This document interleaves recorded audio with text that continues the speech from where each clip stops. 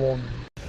Sir, আগের দিন যে কি গল্পটা আমাদের পড়া দিয়েছিলেন সেখান থেকে কিছু কোশ্চেন ধরুন না স্যার। তোরা কি সবাই পড়ে এসেছিস? হ্যাঁ স্যার। ঠিক আছে, বল আগের দিনের গল্প থেকে আমরা কি শিক্ষা পাই? স্যার আমি বলবো? বল, তুই বল তাহলে।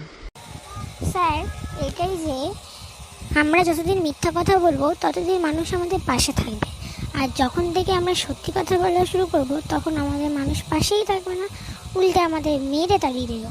ঠিক না স্যার?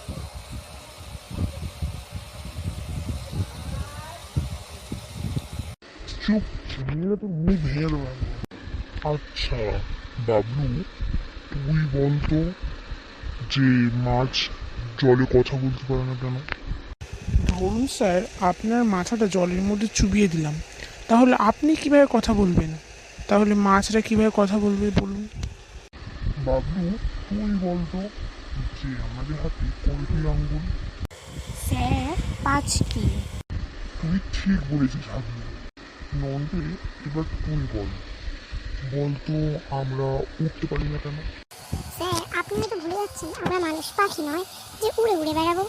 আর একবার ভেবে চিন্তে প্রশ্ন করুন, অযুক্তির মতন সাংবাদিকের মতন প্রশ্ন করবেন না। আজকে তোরা ক্লাসে আয়, সবার হচ্ছে, শুধু হাবলু বাদ দিয়ে।